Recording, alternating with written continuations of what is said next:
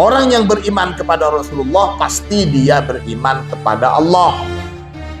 Tapi orang yang beriman kepada Allah belum tentu beriman kepada Rasulullah. Orang Yahudi, Tuhan mereka Allah. Orang Nasrani, Tuhan mereka Allah. Tapi mereka tidak mengimani Rasulullah sebagai pembawa risalah Allah yang terakhir. Sekarang bagaimana dengan kitab-kitab selain Al-Quran? Kalau kita mengklaim bahwa Al-Quran itu dijaga langsung oleh Allah dengan hujah ayat ini, inna nahnu nazzalna dzikra wa inna lahu lahafidun. Bagaimana dengan kitab yang lain? Jadi untuk Al-Quran Allah yang menjamin keasliannya. Tapi untuk kitab lain di dalam Al-Quran ditegaskan di surat Al-Maidah 44 itu Allah menyuruh mereka untuk menjaganya.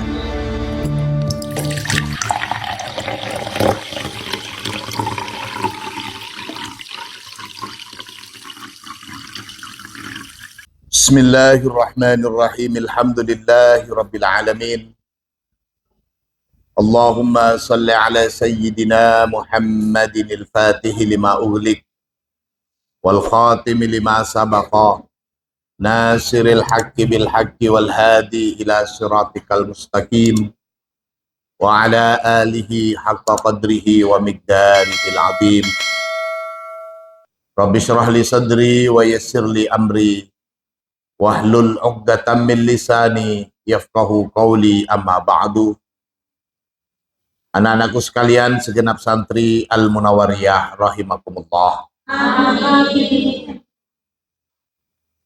Pada pembahasan minggu lalu kita sudah mengetahui dan memahami bahwasanya Nabi Ibrahim alaihi salam selain mendapatkan julukan sebagai Khalilullah, Nabi Ibrahim juga terkenal dengan sebutan Abul Anbiya, bapaknya para nabi.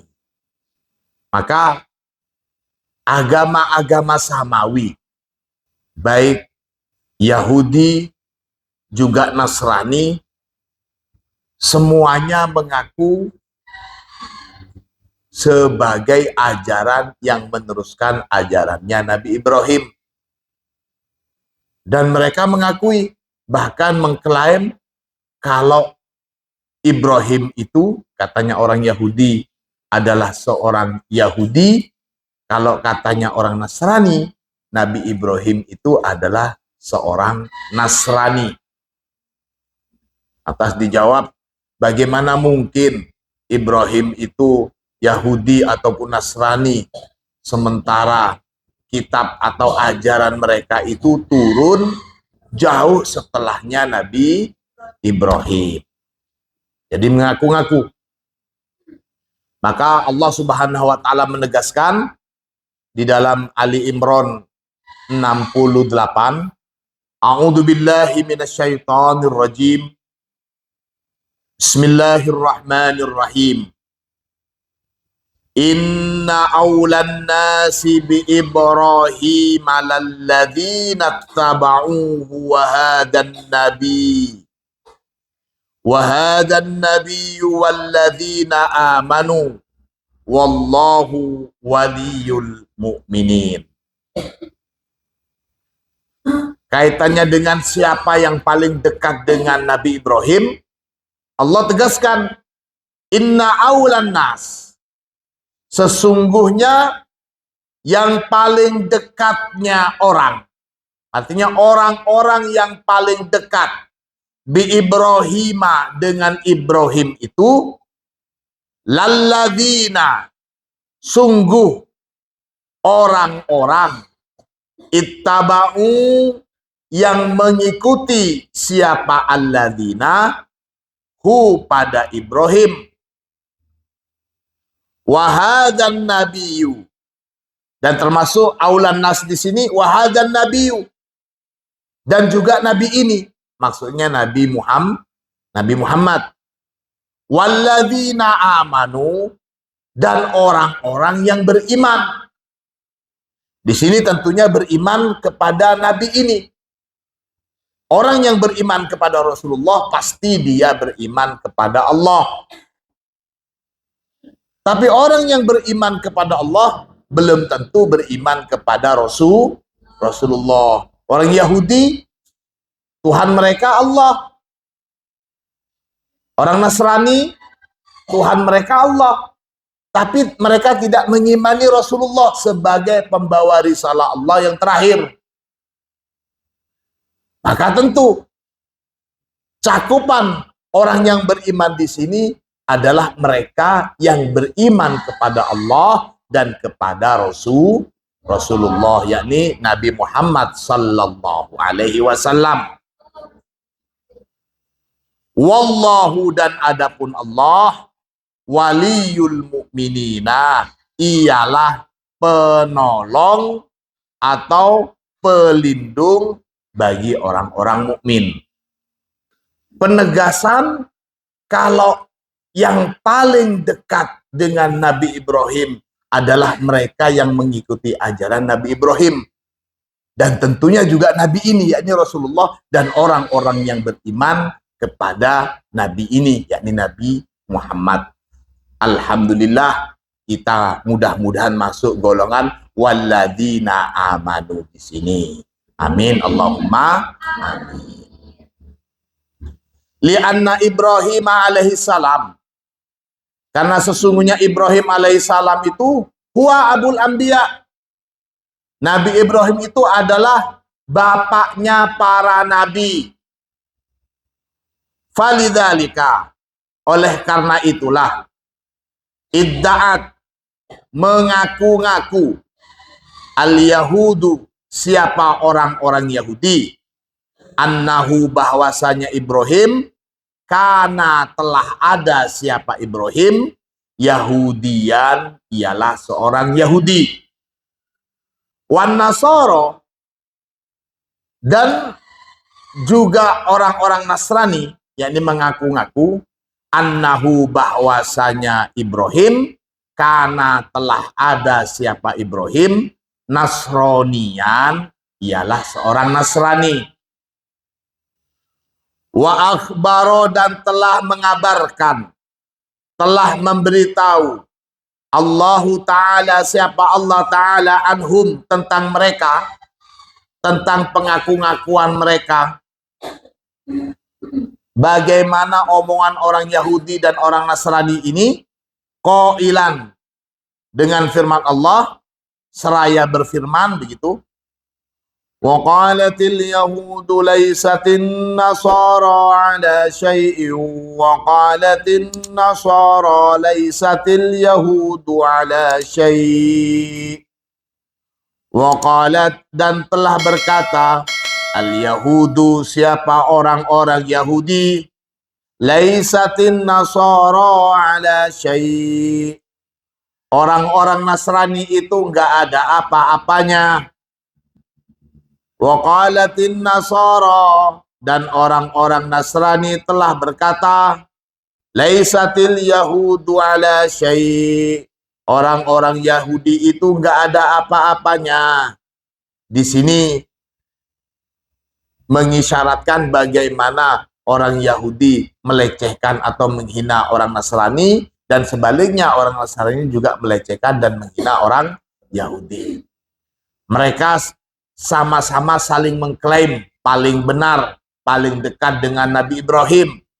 Lantas mereka menjelekkan, yang Yahudi jelekin Nasrani, yang Nasrani jelekin Yahudi. Walakinna Ibrahima, akan tetapi Ibrahim itu, karena ada siapa Ibrahim, musliman, ialah seorang muslim, berserah diri. Ibrahim itu adalah seorang muslim, seorang yang berserah diri hanya kepada Allah. Kadini kullil anbiya, sebagaimana ajaran atau keyakinan para nabi yang lain. La yuharraf walam yubaddal, Agama Ibrahim dan agama-agama Nabi yang lain itu hakikatnya lam yuharraf, yaitu agama yang tidak disimpangkan, tidak disalahkan, tidak dirubah, tidak dipalsukan begitu. Walam yubaddal, juga tidak diganti ajarannya. Di dalam kitab Taurat, di dalam kitab Injil, sebagaimana dikabarkan di dalam Al-Quran, itu semuanya sudah termaktub bahwa nanti akan datang Nabi terakhir, yakni Rasulullah. Nah, mereka menghapus ini. Di dalam Bibaan ada keterangan seperti itu. Ka'bul Ahbar itu menceritakan, dia itu anaknya seorang ulamanya Yahudi. Waktu dia kecil, ayahnya itu menyobek satu lembar di dalam kitab Taurat, kemudian disimpan di lemari. Ketika dia sudah besar, dibuka, apa sih lembaran yang disimpan di lemari itu oleh bapak saya? Ketika dibuka, ternyata ada keterangan tentang seorang nabi yang akan datang di akhir zaman. Mereka menyembunyikan ini. Ini salah satu contohnya. Sudah diganti. Anak-anakku sekalian rahimakumullah. Sebagaimana agama-agama yang lain, agama Islam juga mengalami upaya untuk pemalsuan tentunya. Baik pemalsuan dari sosok nabi pembawa agama, juga dari ajaran utama agama itu. Kalau Al-Quran adalah ajaran utama agama Islam, nabi pembawanya adalah Rasulullah. Ketika Rasulullah tidak lama ketika Rasulullah wafat, sudah mulai bermunculan orang-orang yang mengaku nabi baru. Upaya untuk menjelekkan, kemudian merelatifkan isi Al-Quran, itu sudah dulu juga sudah ada. Sampai ada tantangan, ayo kalau kalian bisa bikin satu surat, silakan bikin. Kelebihan Al-Quran dibandingkan dengan kitab-kitab lainnya, Al-Quran itu langsung dijaga oleh Allah. Inna nahnu nazzalna dzikra wa inna lahu lahafidun. Sesungguhnya kami telah menurunkan az-dzikra. Az-dzikra ini para mufassir memaknai sebagai Al-Quran. Kami sudah menurunkan Al-Quran dan sesungguhnya kami jugalah yang menjaga. Ingat, Allah menyebutkan bahwasanya penjagaan Al-Quran ini langsung oleh Allah Subhanahu wa Ta'ala, meskipun menggunakan domir jamak, kata ganti jamak. Inna, sesungguhnya kami. Para ulama memaknai domir jamak di sini itu berarti penjagaan Allah dengan melibatkan para makhluk. Kalian sebagai penghafal Al-Quran itu hakikatnya masuk dalam cakupan inna nahnu nazzalna dzikra wa inna lahu lahafidun. Tentu ini orang-orang pilihan untuk bisa dinisbatkan dengan inna bersama Allah, itu orang-orang pilihan. Dan yakinlah bahwa para penghafal-penghafal Al-Quran ini sejatinya mereka adalah orang-orang pilihan Allah Subhanahu wa Ta'ala. Walaqad yassarnal Qur'ana lidzikri fahal min mudzakir. Dan sungguh kami telah memudahkan Al-Quran untuk diingat. Fahal min mudzakir. Ini tantangan, ayo siapa yang mau menghafal, yang mau mengingat Al-Quran. Ingat. Secara spesifik kalimat fahal min mudzakir ini bukan perintah untuk menghafal, tapi ini anjuran. Ayo siapa yang mau menghafal? Gampang kok Al-Quran. Dimudahkan lafaz-lafaznya, kemudian makna-maknanya. Tentu menghafal Al-Quran ini bukan cuma menghafal ansij tanpa mengerti maknanya. Itu tahapan selanjutnya. Itu tahapan selanjutnya. Sekarang bagaimana dengan kitab-kitab selain Al-Quran? Kalau kita mengklaim bahwa Al-Quran itu dijaga langsung oleh Allah dengan hujah ayat ini, inna nahnu nazzalna dzikra wa inna lahu lahafidun. Bagaimana dengan kitab yang lain? Anak-anakku sekalian, di dalam surat Al-Maidah 44, di sana termaktub Allah berfirman, inna anzalna at-taurata fiha hudaw wa nur yahkumu bihan nabiyyuna alladzina aslamu lilladzina hadu warrabbaniyuna wal ahbar bimastuhfidu warrabbaniyuna wal ahbaru bimastuhfidu. Nah ini menarik. Kalau yang Al-Quran Allah tegaskan wa inna lahu lahafidun. Tapi untuk kitab Taurat di sini bukan Allah menyatakan wa inna lahu lahafidun, tapi bima ustuhfidu. Artinya mereka itu disuruh untuk menjaga. Allah mewakilkan penjagaan kitab Taurat kepada para rahbaniyun, kepada ahbar, orang-orang yang mempunyai kitab Taurat ini. Allah wakilkan penjagaan kitab ini kepada mereka. Hasilnya bagaimana? Ya karena bukan Allah langsung yang menjamin penjagaannya. Allah mewakilkan kepada mereka, maka yaitu Bani Israel, jangankan Allah yang mewakilkan kepada mereka. Nabi Musa cuma meninggalkan 40 hari saja kaumnya. Inti dari ajaran agama yang seharusnya menyembah Allah langsung dirubah oleh kaumnya, yakni menyembah patung anak sapi. Itu cuma 40 hari. Inna anzalna taurata, sesungguhnya kami telah menurunkan kitab Taurat. Fiha, di dalam kitab Taurat itu hudan, terdapat petunjuk, wa nurun, dan cahaya. Yahkumu, memutuskan, biha, dengan Taurat, an-nabiyuna, siapa para nabi, alladzina aslamu, yakni para nabi-nabi yang telah berserah diri. Untuk siapa kitab Taurat ini? Lilladzina hadu, untuk orang-orang Yahudi. Warrabbaniyun, juga para ulama-ulama Yahudi memutuskan atau memutuskan satu perkara berdasarkan kitab Taurat. Wal ahbar, juga oleh para pendeta-pendeta. Bima, dengan apa-apa, ustuhfidu, yang mereka diminta untuk menjaganya. Jadi hakikatnya Allah menyuruh mereka untuk menjaga keaslian Taurat ini. Keaslian ajaran Taurat Allah menyuruh mereka. Karena bukan Allah langsung yang memberikan jaminan untuk penjagaan dan keaslian kitab Taurat. Ya tentu ajaran-ajarannya sebagaimana kisah-kisah yang tadi saya ceritakan. Oh, ada lebaran ini dirobek, diganti. Kalau Al-Quran tidak ada. Alhamdulillah. Kenapa?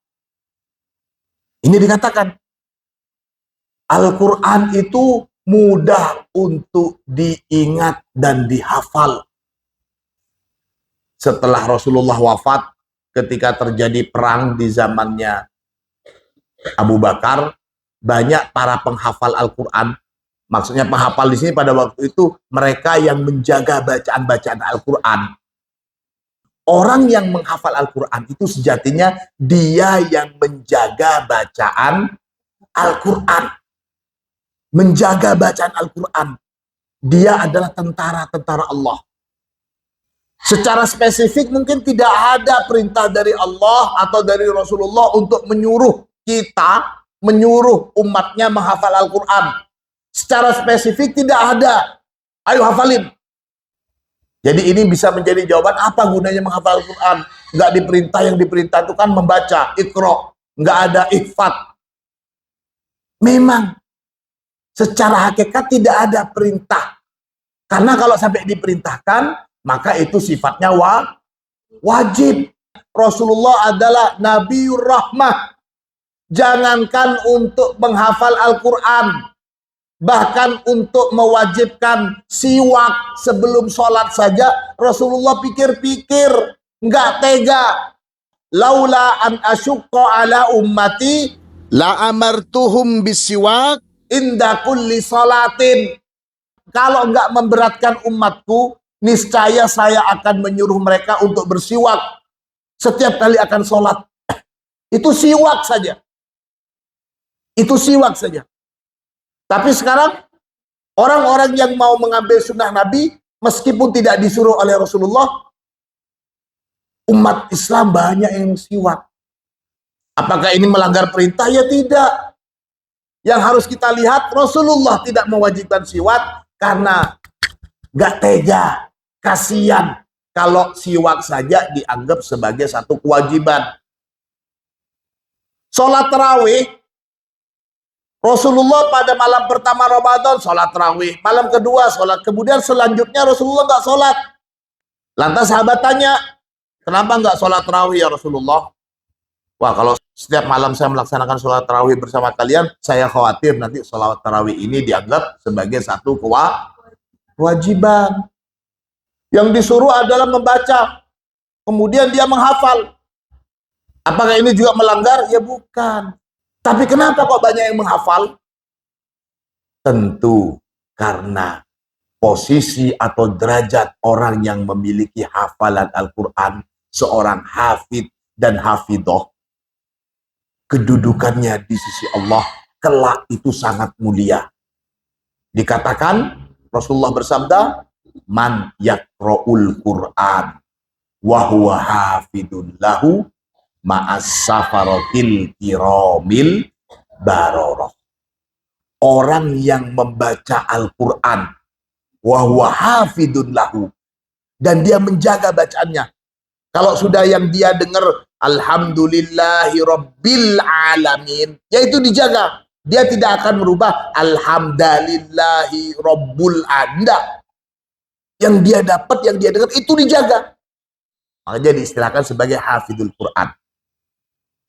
Jadi banyaknya umat Islam yang menghafal Al-Quran itu tidak lain karena mereka berlomba-lomba untuk bisa mendapatkan posisi mulia di sisi Allah. As-safaratil kiramil bararah itu ada yang memaknai sebagai malaikat, makhluk yang tidak pernah melakukan maksiat kepada Allah, yang selalu menjalankan perintah Allah. Kedudukannya mulia di sisi Allah. Orang yang hafidul Quran itu saking mulianya kedudukannya di sisi Allah, Rasulullah menyatakan ma'as safaratil kiramil bararah. Ada juga yang memaknai as-safaratil kiramil bararah ini adalah para nabi, para utusan Allah, karena mereka juga posisinya sangat tinggi di sisi Allah. Seorang hafid dan hafidah yaitu para penghafal Al-Quran ini sejatinya turut atau punya andil. Kita mewakafkan diri untuk bisa masuk dalam cakupan inna nahnu nazzalna dzikra wa inna lahu lahafidun. Penegasan dari Allah ini menggunakan dhamir jamak. Itu artinya melibatkan makhluk. Kalau umpamanya dikatakan apakah Al-Quran ini akan berubah atau bagaimana? Sampai saat ini kita katakan alhamdulillah dengan banyaknya para penghafal Al-Quran, Al-Quran masih tetap sebagaimana adanya. Bagaimana Al-Quran turun, bagaimana Al-Quran diterimakan oleh Rasulullah, begitu juga adanya. Alhamdulillah. Kalau sudah seperti itu, sekarang kan sudah banyak Quran digital. Ngapain ngapalin, tinggal buka saja. Sudah kecanggihan teknologi, sudah dunia digital sekarang. Nggak usah repot-repot untuk menghafal Al-Quran. Kita jawab, betul, itu merupakan salah satu kecanggihan dunia digital. Akses mencari segala sesuatu mudah, termasuk pilihan-pilihan Quran digital sangat banyak. Namun saya sekali lagi ingin mengingatkan bahwa di balik kecanggihan dunia digital terdapat juga banyak sekali upaya-upaya manipulasi.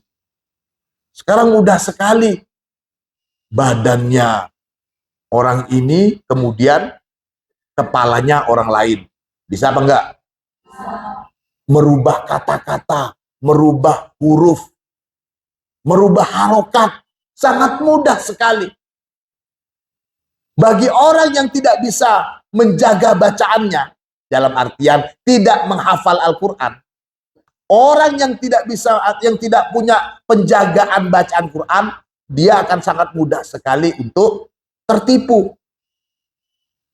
Baik dari segi lafadznya, atau hurufnya, atau mungkin harokatnya.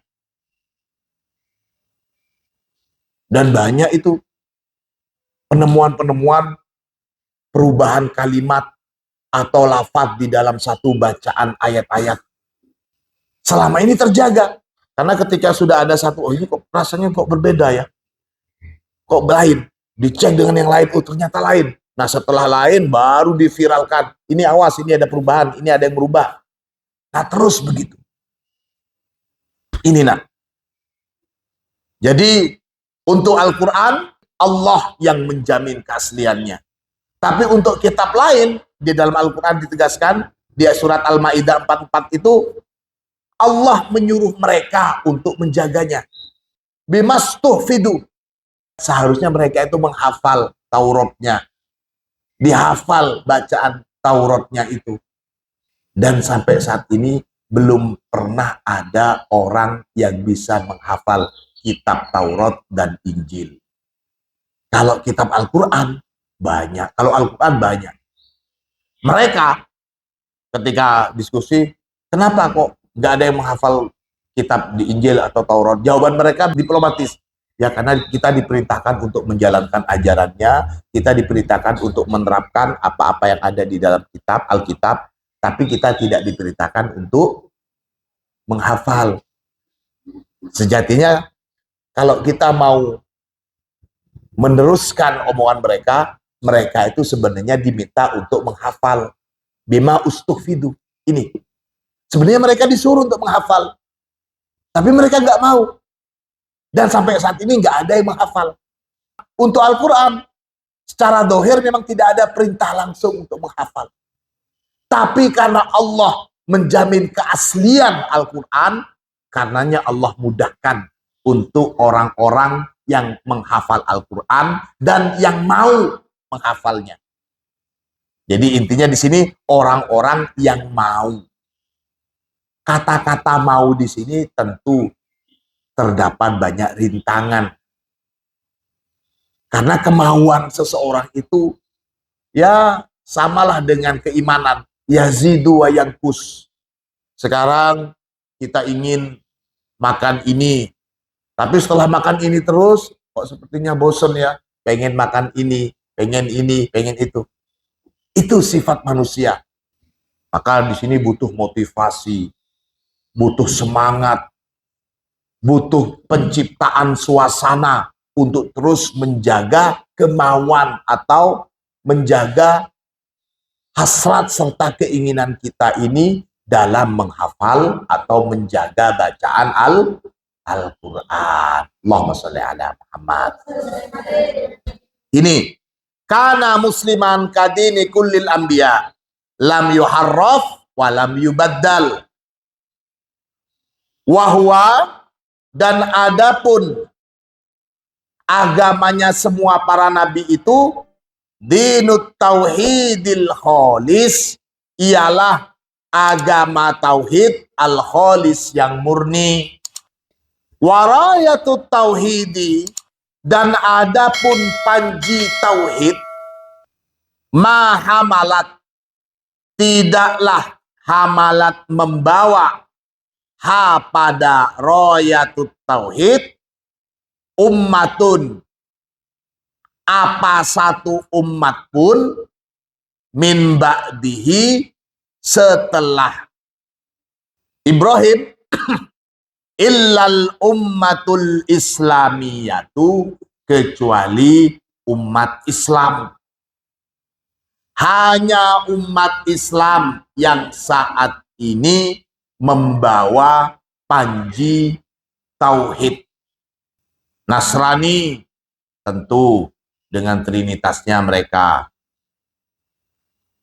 Yahudi tentu juga mirip-mirip dengan Nasrani. Yahudi jangankan untuk Nabi Muhammad, jangankan untuk mengimani Nabi Muhammad, bahkan untuk mengimani Nabi Isa. Untuk mengimani Nabi Isa saja mereka nggak bisa. Bahkan mereka menghina Nabi Isa, menyebut Nabi Isa sebagai anak jadah, sebagai anak zina.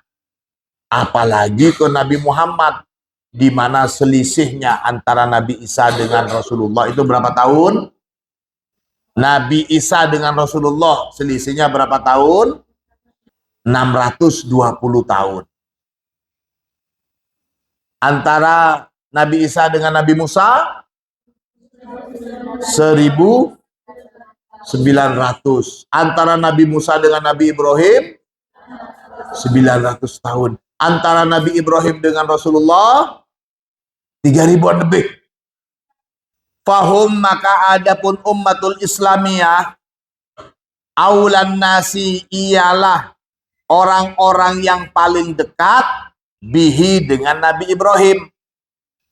Umat Islam itu adalah umat yang secara spesifik dan menyeluruh mengikuti ajaran Nabi Ibrahim, kecuali ada beberapa hal. Wallahu, dan adapun Allah, waliyul mu'minina, ialah pelindung kaum mukminin. Qala an-nabiy sallallahu alaihi wasallam, Rasulullah sallallahu alaihi wasallam bersabda, inna likulli nabiyyin, sesungguhnya bagi setiap nabi, wulatan, terdapat wali-wali, minan nabiyina, dari kalangan para nabi juga. Wa inna waliyyi, dan sesungguhnya waliku, katanya Rasulullah, sesungguhnya pelindungku, waliku di sini. Wa inna waliyyi, dan sesungguhnya waliku, minhum, dari kalangan para nabi. Siapa walinya Rasulullah? Abi, ialah bapakku. Siapa itu? Wa khalilu rabbi, dan dia itu adalah Khalilullah. Siapa? Ibrahim, ialah Nabi Ibrahim. Jadi Rasulullah juga menyebut Nabi Ibrahim itu sebagai bapak, sebagai ayahku. Ini katakan, wa inna wali minhum abi wa khalilu rabbi Ibrahim. Summa, kemudian, qara'a, membaca siapa Nabi satu firman Allah, inna awlan nasi bi Ibrahim alalladzina tabauhu wa hadan nabiyyu walladzina amanu wallahu waliyul mu'minin. Apakah kita masuk di dalam orang-orang yang beriman kepada Rasulullah? Amin Allahumma. Berarti kita termasuk dekat dengan Nabi Ibrahim. Ali Imran 68. Silahkan saja orang Yahudi mengaku dekat dengan Ibrahim. Bahkan mereka menganggap Nabi Ibrahim sebagai seorang Yahudi. Silakan saja orang Nasrani mengaku sangat dekat dengan Nabi Ibrahim. Bahkan mereka menyebut Nabi Ibrahim adalah seorang Nasrani. Tapi Allah menegaskan bahwasanya Ibrahim itu bukan seorang Yahudi, bukan seorang Nasrani. Ibrahim itu adalah seorang Muslim yang berserah diri kepada Allah. Dan yang paling dekat dengan Nabi Ibrahim bukan Yahudi, bukan Nasrani, tapi orang-orang yang mengikuti ajaran Nabi Ibrahim. Yang paling dekat dengan Nabi Ibrahim adalah Nabi Muhammad. Dan yang paling dekat dengan Nabi Ibrahim juga adalah orang-orang yang beriman kepada Nabi Muhammad. Mudah-mudahan kita termasuk golongan ini. Al-Fatihah.